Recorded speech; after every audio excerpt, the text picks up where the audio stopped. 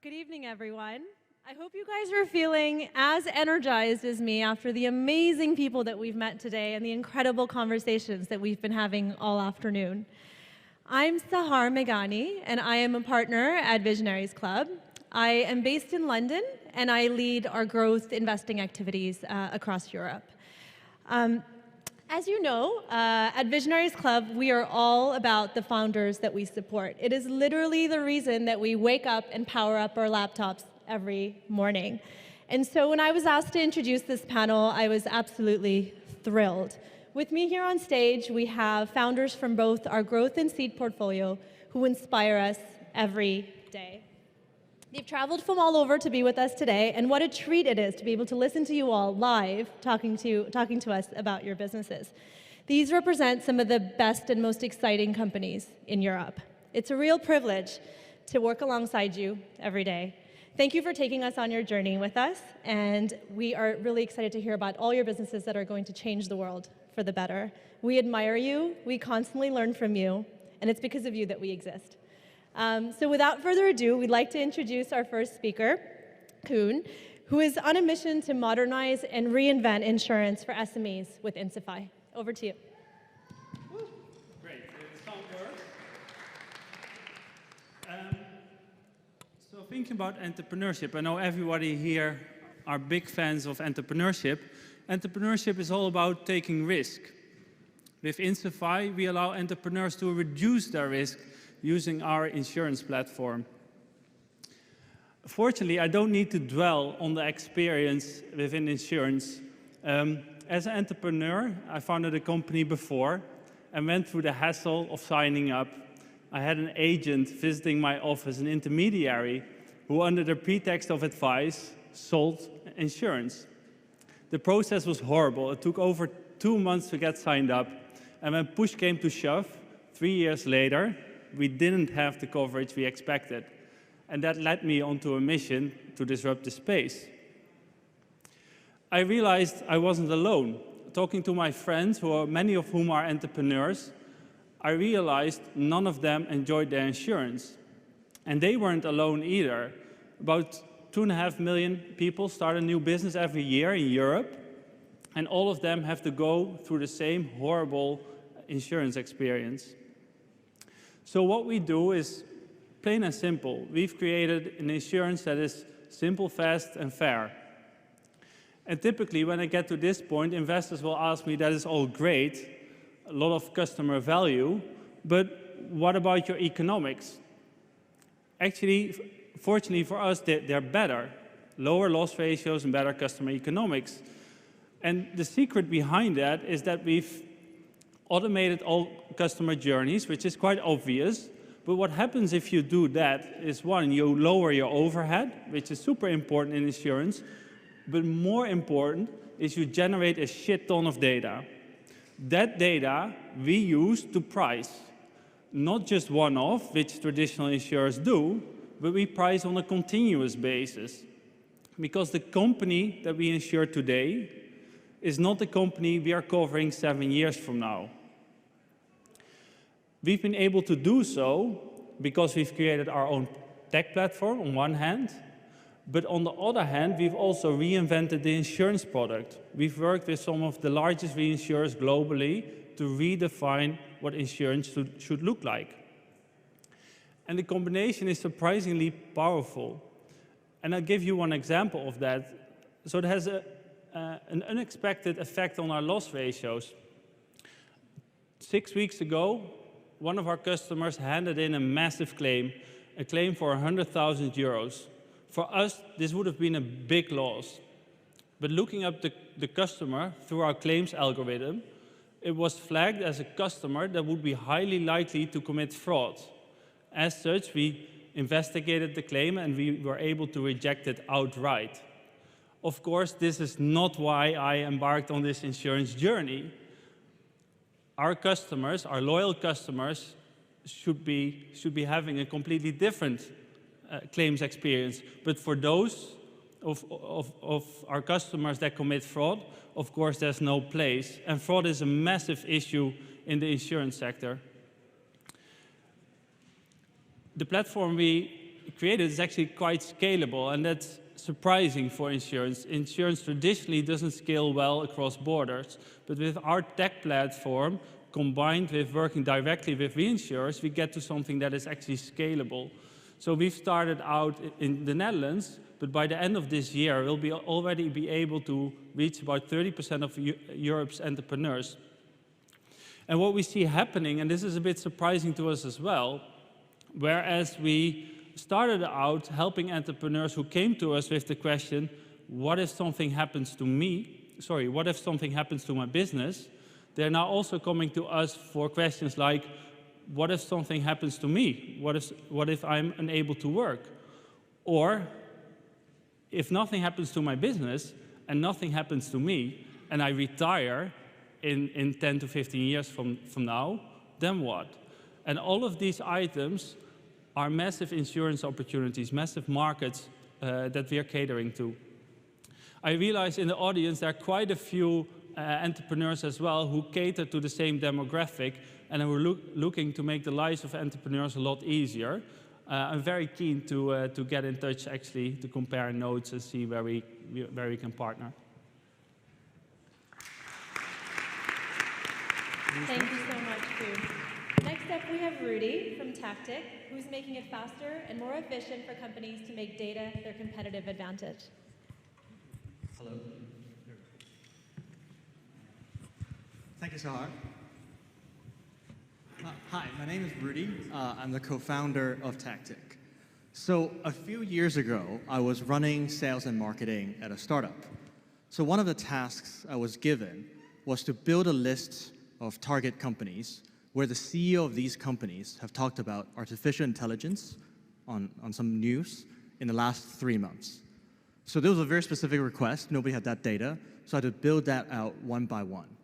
So about 3 companies in, I thought it was very stupid and very slow, so I automated this process, and the first version of Tactic was born. So we took this to our first customer, and they thought it was great, but what they wanted was companies where the CFO talked about digital transformation, and also if they're taken on a specific loan.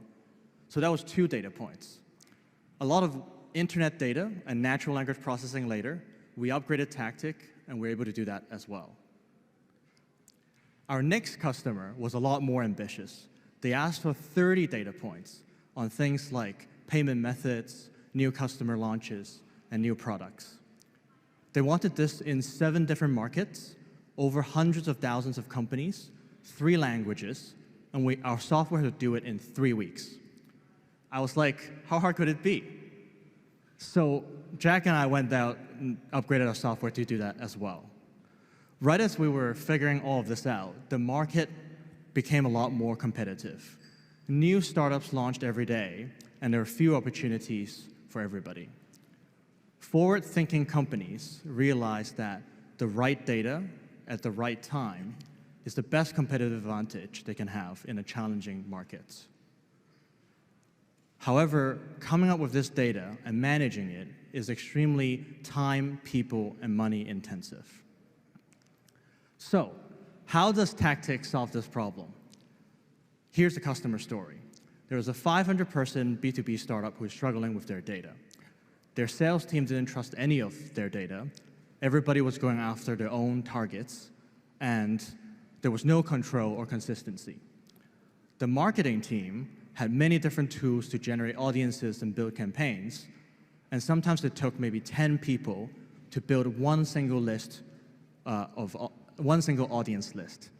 There are about 6 different data tools floating around, whether it's official ones or unofficial ones, and none of that data made it back to the CRM. They partnered with Tactic to solve this problem. The first thing we did was we mapped out all of the data that they were getting into their system, so all the data points that enabled targeting and messaging for different markets. We looked at the 6 different data tools and the data they produced and created a big spreadsheet of data needs that they have. Using Tactic's data marketplace, we then consolidated all these tools and replaced it with our platform. Now, they have one place to generate high-fit targets for both sales and marketing. The new targets were much higher quality and we produced a 79% increase in deal size. The next thing we looked at was how this company targeted their accounts. They had a big emphasis on personalization, and the team spent a lot of time manually finding people and initiatives to go after. Using our index of the internet and Tactic's people database, we created automated reports that summarized just the right information and integrated that back into Salesforce so that they saved time and money in things like ABM, demand gen, and outbound. With this, we were able to raise their pipeline efficiency by 40%. After a few quarters of performance, we were able to close the feedback loop with Tactic's closed-won analysis.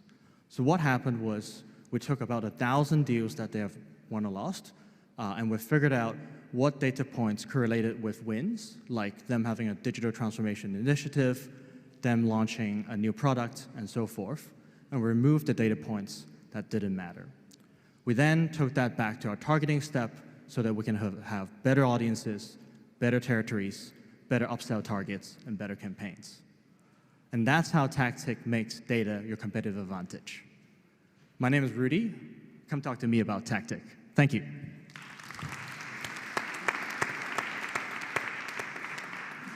Thanks so much, Rudy.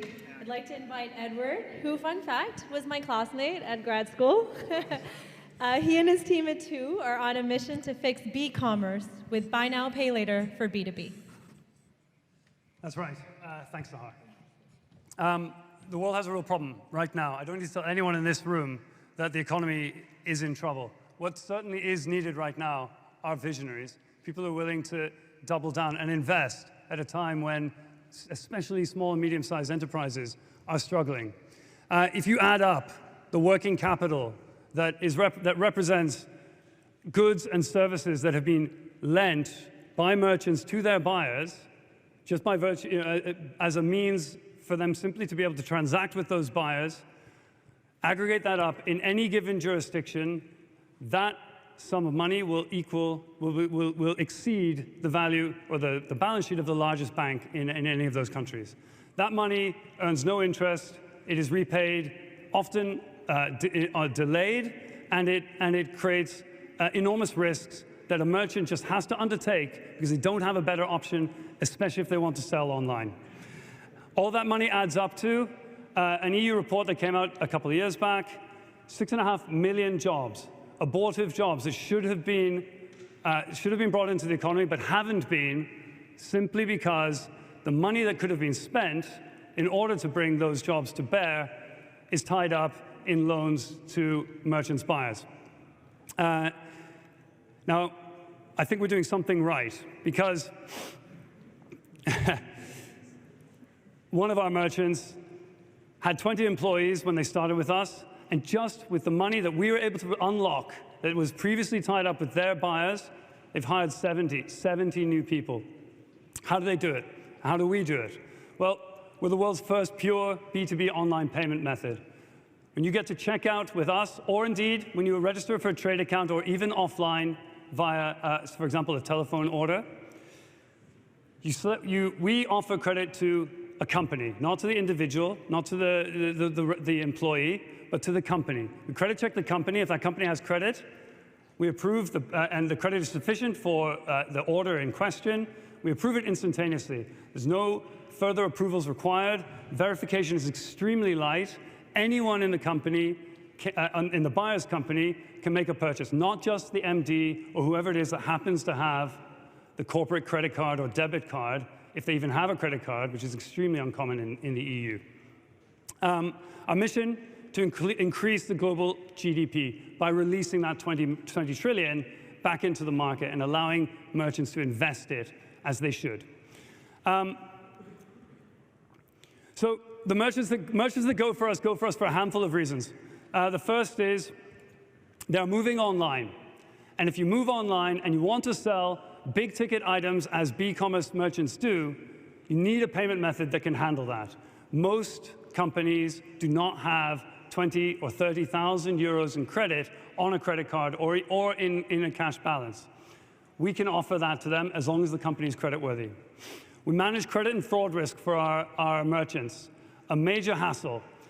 The way that our merchants, before we came along, would handle this is via extremely tedious manual checks. And I don't need to tell anyone in this room that if you want to sell online, every click, every page load, every keystroke you demand of a buyer costs you sales. We save our merchants manual work. They don't necessarily any longer need a credit department or an accounts receivables department. They can take those resources and apply them to something far more productive. And then finally, we free them up from having this growth trap that is represented by the working capital that is tied up in unproductive uses like funding your buyers' purchases. And as I say, we're doing something right, because wherever we deploy across our entire portfolio, we rapidly get to the majority share of wallet. It comes partly at the expense of cards, which is a zero-sum game, but partly also by abandoned baskets. We kill them. And we have excellent retention, and when our buyers come in to our merchants, they keep coming back for more. So that's two. You can call me anytime. My name's Ed Brandler. It was a pleasure to chat.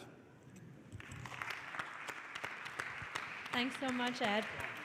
It's my pleasure now to introduce Philippe, who is completely rethinking and reinventing how medium and large enterprises think about spend with Yokoy.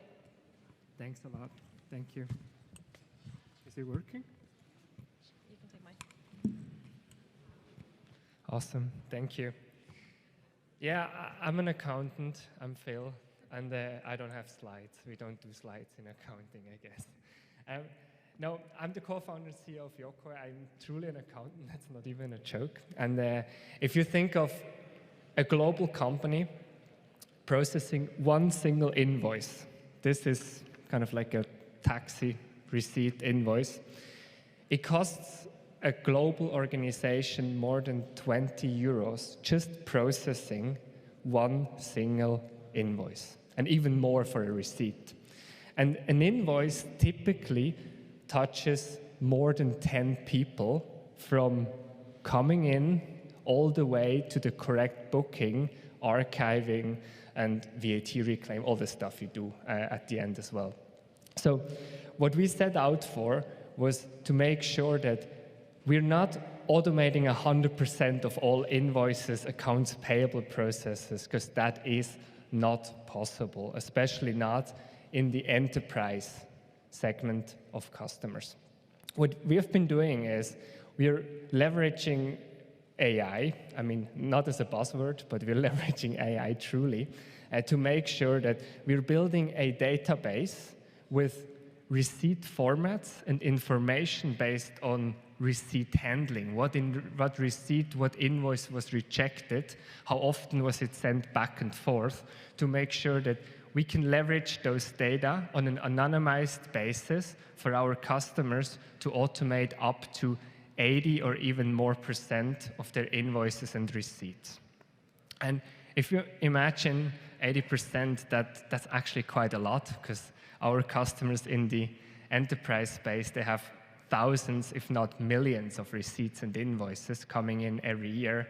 And if you can automate up to 80%, that means that 80% are not being touched one single time by a human. They're coming in, and they're being fully automatically processed to the end. And the end, as an accountant, is to correct accounting booking in the ERP system, including archiving and all the related processes.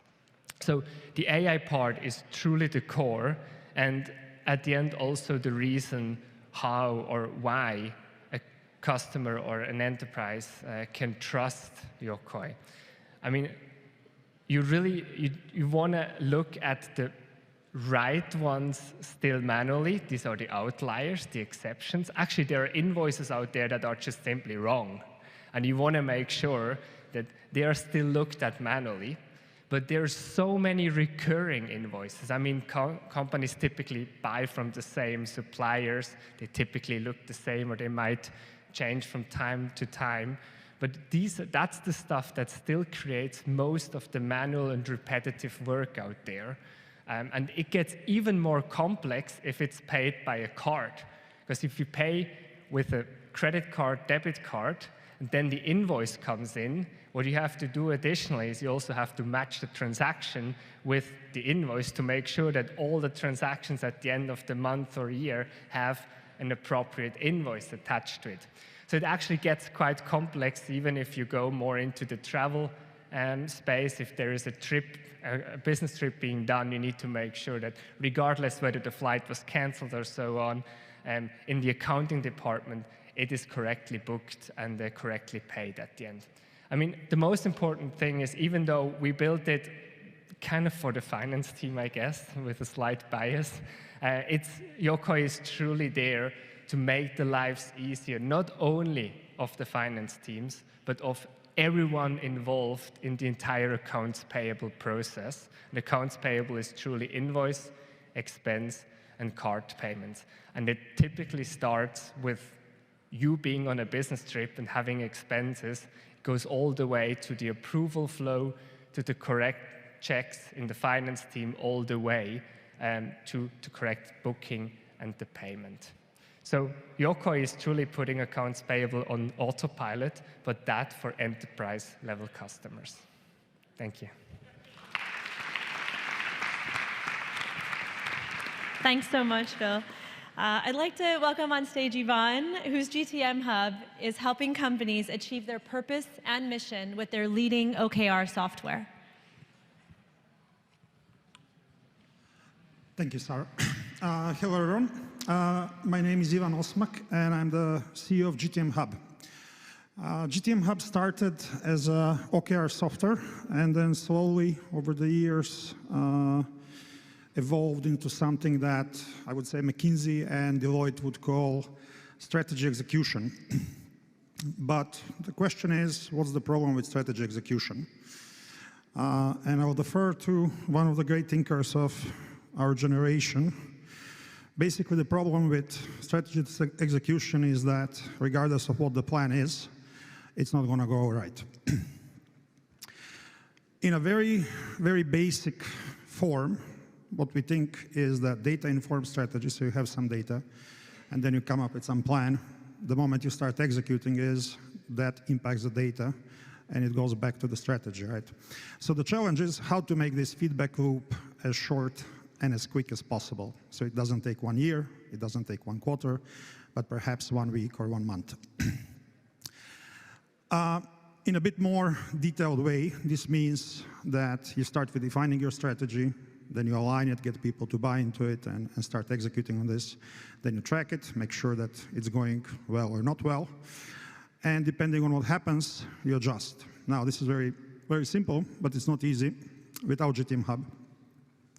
So we spent quite a few years building solutions that allow you to define the strategy, align it for very large organizations, track it in real time, and adjust. Some of the key technologies that, if you're familiar with OKRs, you may think, why is that an important thing? Because you can do it in Google Slides or you can do it in any notes. It's real-time collaboration, so we are all working either remotely or partially remotely in different time zones. So we allow you to work in real time, collaborate. The second thing is automation. We have automated the whole process now, and basically all the OKRs and all the execution is constantly being tracked by connecting to over 170 data sources. Recently, this year, we have acquired another company that builds onto our vision, and that gave us two critical capabilities. And one is to predict, which means that we are tracking thousands of metrics in a company. What we can do now, we can identify which are the leading metrics and which are the lagging metrics or indicators or inputs and outputs, whatever you want to say, as well as anomaly detection, meaning that when something goes wrong, you don't wait for the end of the quarter, we actually tell you this in real time. So we are now about 400 people, have about 1,300 customers all over the world. And then Polly asked me to tell you what we learned over the last 7 years. So I never really thought about that, but put it here anyway. First one, it takes a long time, way more than we expected. Second, is something that we, at GTM Hub, we call Be Barbaric. I think that VC-backed startups are very weird kind of breed where we are all touchy-feely and we are all friends. But at the end of the day, we just want to kill everyone, right? So it took us maybe 2-3 years to stop being so friendly to everyone. The third one is, this is something that we actually learned this year, and it's basically every time we fix something, that very same day, it starts getting broken. So there's entropy, right? So we've been fixing things over and over, and I don't know if there is a way to solve it, but one way to do it is just to keep fixing, right? Another, I think, would be, another interesting thing that we figure out is that when we started, we thought that basically companies go in a linear fashion, so you get a bit bigger, there is a bit more people. But really what happens is every year to year and a half, it becomes a completely different company. So you have to rethink the whole thing from the beginning. The next one is overpay, if you have money, obviously. I think that in the beginning we were trying maybe to be a bit too prudent with money. It's better to have, the lesson is basically it's much better to have less people that you pay a ton of money than to have a ton of people that you pay little money. And then number 6, it's kind of, I think it's probably true for everyone, but for us it was really true. When we started, literally no one knew what was OKRs. People kept telling us we're crazy. And then one day we weren't crazy anymore because Microsoft entered the market, right? Thank you all.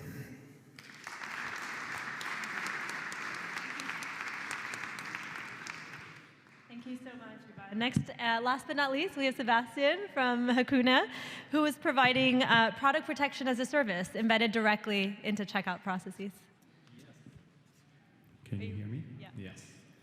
Hello, everybody. Yeah, I'm Sebastian, and I will present to you Hakuna today. Let me start off by asking you this question, right? Who of you has experienced a broken phone that looks just like the one on the left-hand side, a broken bike? I'm sure everyone in Berlin can relate to that. This happens to many of us every day, and that's exactly what Hakuna is doing. We insure and protect your valuable goods, right? Be it against technical defects, against drop, against theft and robbery. We are here to insure it. Product protection is actually a concept that has been around for many years and decades, right? So whether you buy a washing machine at Amazon, you can insure it, or you go, for example, to an offline retailer for bikes, they will have a protection there. So where's the problem? The problem is it's a privilege for only the top 1% of the merchants, and we as a founding team know it from our time from Allianz that you need to bring at least €1 billion in annual revenue to be able to talk to Allianz about product protection, right? So that's not fair in our opinion, because the other 99%, they could benefit also from product protection, namely conversion rate uplifts, from revenue shares that you get for every policy that basically trickle down to your bottom line directly and boost your EBITDA, or just to simply differentiate from competitors, right? So we want to make product protection accessible for these remaining 99%. So think of it as an Apple Care, but for any kind of product. It's not only electronics, it can be a lawnmower, it can be watches and jewelry, it can be your Peloton bike, any kind of product, any kind of merchant, right? I don't care if you do 50 million in annual revenues or 500 million, you can be our customer, and any kind of channel. So you can be online or you can be an offline retailer. I don't care, you can get product protection. How do we do it? There's 3 main pillars, right, that are important. The first one is a fast and easy to integrate API. That's literally plug and play and can be integrated within days. The second thing is we leverage data that we get from the merchants to really do our own risk modeling that is dynamic rather than the static risk models that you know from the Allianzes of this world. And last but not least, automated claims. So we know that it takes literally 10, 20 days to settle a claim with an incumbent, while at the same time you can do it fully digitalized and highly automated for the majority of the cases. And that's exactly what we do. How does it look like? And let me see if that works.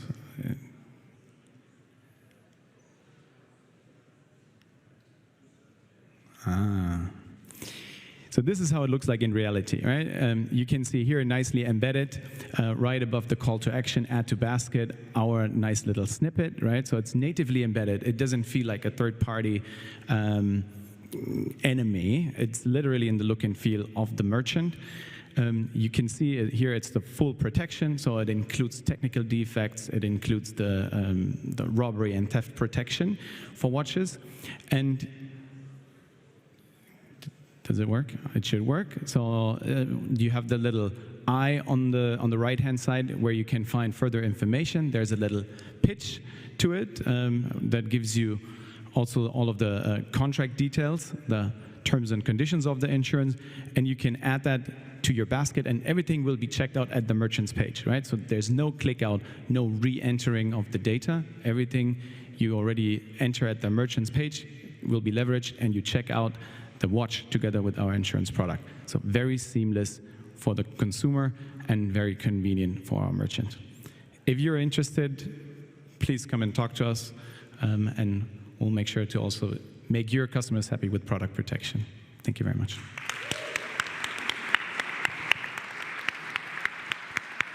Thank you so much. So this brings us to the end of our lineup for this panel. I hope you get a sense of why we're so excited to partner with these founders. It's a true privilege. They are leaders in their field, and we are lucky to be a part of your journey. Thank you so much.